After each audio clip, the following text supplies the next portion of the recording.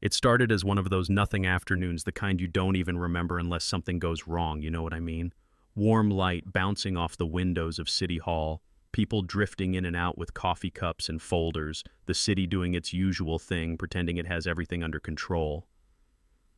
I was sitting in my car, engine off, radio low, just waiting, not rushing anything, not bothering anyone, and then I heard a voice at my window say, "Ma'am, step out of the vehicle." 3 seconds. That's all it took for a normal day to tilt sideways and never come back the same. My name is Elena Cruz, and I want to tell you exactly what that moment felt like, because it wasn't fear. Right away, it was that quiet disbelief that settles in your chest when you realize someone has already decided who you are before you ever open your mouth. I looked up and saw the officer standing there, hand hovering a little too close to his belt. Eyes locked on me, like I'd done something dangerous, instead of sitting legally parked in a clearly marked city administration spot. I asked him calmly if there was a problem, and he didn't answer, just repeated the order firmer this time: "Step out of the vehicle." Yeah, that happened. Now here's what matters. I wasn't nervous because I had nothing to hide. I wasn't fumbling or shaking or acting strange. I was just tired, honestly, tired in that deep way you get when you've spent your whole life watching the same story play out with different faces. I told him I was waiting for my husband, that he was inside the building, that I was parked where I was allowed to be. And that's when he smiled, not a friendly smile, more like a dare, and said my car matched a stolen vehicle report. Just like that. No hesitation, no evidence. Just words thrown out like they'd solve everything. I'd heard those words before, just never aimed at me directly. See, before I ever married a mayor, before I ever sat in that car outside City Hall, I spent 11 years as a civil rights attorney. I grew up in this city, the daughter of immigrant parents who ran a tiny grocery store where everybody paid on credit and nobody ever got rich. And I learned early that rules don't protect everyone the same way. I studied, I worked, I earned my law degree, and I spent over a decade standing across from officers in courtrooms who said things like probable cause and reasonable suspicion, while entire lives fell apart behind them. I represented people who were stopped for fitting a description, searched for acting nervous, arrested because someone decided they could. I won cases. I forced policy changes. I helped people get settlements that paid for therapy, rent, dignity, sometimes all three. So when this officer laughed at me and told me to keep my hands where he could see them, something settled into place inside me. Not panic, not anger, just clarity. I told him the car was registered in my name. He didn't check. I told him my name. He laughed again. People started slowing down around us, phones coming out, that subtle shift when strangers sense something isn't right. He finally radioed dispatch, and when the response came back clear, no stolen vehicle registration valid, no warrants. I waited for the apology. It never came. Instead, he looked at me like I'd embarrassed him and said my behavior was suspicious.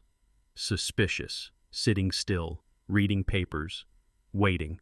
That's when he started writing a ticket, and I felt that old, familiar frustration rise up, the kind that doesn't scream but burns because I knew exactly what was happening. I asked for his name. He hesitated, gave me a badge number only. I memorized it without writing it down, a habit you pick up when you've lived on this side of power long enough. And then I saw my husband walk out of the building, Thomas. Calm as ever, phone still in his hand, confusion on his face that shifted quickly to concern when he took in the scene. He asked the officer what was going on, polite measured, and the officer said it was a routine stop. I watched my husband pause, then say, "That's my wife. That's our car. She's been parked here for 2 hours." Silence does strange things. It stretches, it exposes people. I stepped out of the car slowly and told the officer quietly that I used to handle cases like this, that I knew the difference between real probable cause and something invented on the spot. That should have ended it, but pride is heavy, and when you mix it with authority, it can get ugly fast. He raised his voice. He threatened obstruction. He shifted his stance like he wanted me to react, to give him something he could point to later. I didn't. I kept my hands visible. I asked questions instead of arguing, and that's when the witnesses spoke up. A city employee, a council member with her phone already recording, a security guard who said he'd seen me parked there for hours. Up above us, someone filming from a window. Cameras everywhere, the kind of visibility most people never get. When the police chief arrived, she didn't yell.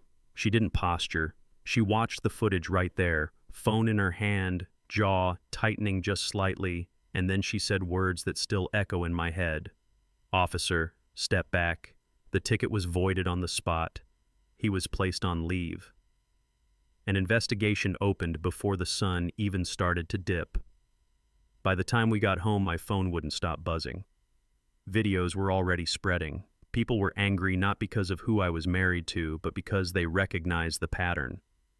If it could happen to me, what about everyone else? The answers came quickly. 14 complaints, 6 years. Same story every time, different driver. Same outcome, dismissed, unfounded, not enough evidence. 3 days later, the officer was fired. No quiet transfer. No union defense. Months later, the lawsuit settled 7 figures policy reforms oversight measures that should have existed long before my car ever pulled into that spot. And people kept asking me how it felt, if it felt like victory, if it felt like justice. Here's the truth. I didn't celebrate. I couldn't. Because I knew exactly why that day ended the way it did. I had advantages most people don't. Education, witnesses, cameras, power nearby. And even with all of that, it still happened. I stood at that press conference and said what I still believe with everything in me, that my name protected me that day, but it shouldn't take a name to be treated like a human being. So now I want to ask you, really ask you, was that justice or was it just luck? Should it take visibility to be believed? How many stories never get filmed, never go viral, never get resolved? Tell me what you think, share your experience if you've seen something like this, and don't stay silent, because silence is the one thing that keeps this cycle alive.